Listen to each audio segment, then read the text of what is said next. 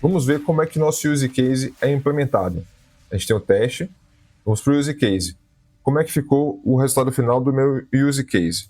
Meu use case é isso daqui, uma classe, transfer money, recebe aqui as dependências. Antes de a gente descer nesses detalhes aqui, eu vou só mostrar uma coisinha para vocês aqui, muito rápido. Existe esse data class, eu falei, eu não vou usar nenhuma mágica aqui, tá? Vou usar o Python mais simples e trivial possível. Data class é só um decorator que vai me ajudar a reduzir o boilerplate. Eu não preciso criar esse init. Esse init aqui é um construtor do Python, certo? Então, se eu estiver utilizando o decorator, data class, né, esse decorator aqui, eu não preciso manualmente definir um init que recebe os parâmetros, atribui os parâmetros recebidos às propriedades internas da classe, nada disso, ele já me dá isso pronto, certo? Entre outras coisas que eu não vou entrar aqui, porque eu não quero entrar nas partes mágicas aqui, tá? Por enquanto tá tudo tranquilo. Então vou focar no que é importante. Então por isso que eu estou usando esse data class, só para vocês entenderem. Eu estou deixando isso claro porque você provavelmente vai fazer isso em PHP, isso em Java, isso em C#. Então você precisa entender o que está acontecendo nesse momento. Tá? E o data class é justamente uma forma de você não precisar ter um construtor aqui. Tá bom? Então vamos voltar aqui para o use case. E aqui, no meu caso, eu tenho no meu use case, eu recebo as dependências. Eu preciso ter como dependência um valid repository, transaction repository, um authorizer e um notifier.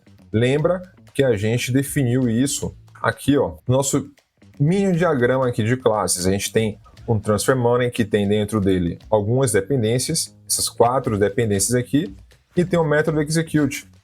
Se você voltar aqui novamente, você vê, eu estou definindo aqui as dependências e o método execute, que recebe o P user ID, o PI user ID e o amount. Rapidamente também aqui, para quem não é de Python, esqueça esse self aqui como primeiro parâmetro do método, porque é só uma obrigatoriedade do Python quando você estiver trabalhando com classes, e aí você criou um método para sua classe, você sempre tem que passar esse self aqui. Mas o primeiro parâmetro começa a partir do payer user ID, certo? Esse self aqui, imagine que não existe. É só uma obrigatoriedade do Python, beleza? E aí, esses métodos aqui, Donato, quando underscore na frente, no Python você não tem modificador ali de visibilidade para você dizer que um método é protected, é private. Você utiliza uma convenção, que é todo método que começa com underline é um método privado. Simples assim, é só uma convenção. Então, qual é o método público do meu transfer money? O meu transfer money vai ser instanciado com essas dependências e vai ter um método público, que é o execute. O use case definiu aqui, baseado no Clean Architecture, tem apenas um método execute, ou um método handle, ou método do, perform, sei lá, o nome que você quer dar, que é uma expressão de execute uma operação de negócio. Pronto. É isso daqui. E aí eu agrupei todas essas regras de negócio que estão aqui, ó. Tudo isso, como eu disse a você, vou tentar acelerar um pouquinho aqui, mas cada um desses pontos foram, primeiro, mapeados aqui nos testes. Então, testar uma transferência falha de uma carteira de lojista, testar se o balance está igual ou diferente ali enfim, ao valor que vai ser transferido, o saldo da carteira é maior que o valor que vai ser transferido, e todas aquelas verificações a gente tem aqui, tá? A parte técnica também eu separei aqui embaixo, ó. Testar a transferência falha com um PI inválido e tal, tudo isso está separado aqui embaixo. Então, o meu use case, ele tem algumas verificações, que é, primeiro, pegar as carteiras, ele vai lá, ele verifica primeiro se o payer, user ID e o PI é igual ou diferente, e aí ele lança aquela exception, payer must differ from PI. I speak English, my friend. Então, ele tem essa verificação. Ele lança uma outra exception se, por acaso, não foi encontrado o payer, ou seja, você passou um payer inválido. O PI também, se você passou um PI inválido, ele lança uma outra exception. Olha, o PI foi inválido.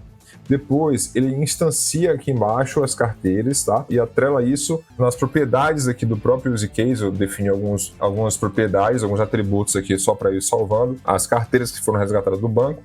Depois eu tenho um outro método que é o transfer money. Isso aqui recebe o amount, que eu recebi como parâmetro aqui em cima, e eu falo transfer money and create transaction. Simples assim. E é isso que acontece aqui embaixo. ele faz a verificação antes de transferir o dinheiro.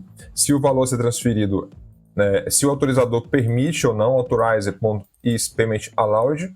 Se sim, ele faz a transferência. Se não, ele lança um exception, certo? E aí ele faz aqui um payer debit amount, payee credit amount. Cria uma transação. Depois eu chamo a terceira etapa aqui do meu use case, que é o persist wallets and transactions. Eu estou salvando no banco de dados a carteira atualizada do pagador e do recebedor, e também estou salvando no banco de dados a transação que foi criada. Depois eu envio a notificação, o send notification, e por último eu retorno um transaction ID, que foi o ID aqui, um UID que eu defini aqui em cima como um retorno, só para ter algo sendo retornado ali, mas não é obrigatório, tá? Só uma parada aqui que eu botei para ficar algo a mais aqui. Beleza, esse é meu use case, tá? Vou voltar aqui para minha classe. Esse é meu use case. Esse vídeo que você está vendo é um corte. E se você quiser saber mais sobre Domain Driven Design, sobre Clean Architecture, sobre testes automatizados, sobre Design Pattern, Solid, tem um vídeo completo onde eu gravei essa aula explicando com muito mais profundidade tudo o que você está vendo nesse corte. Valeu?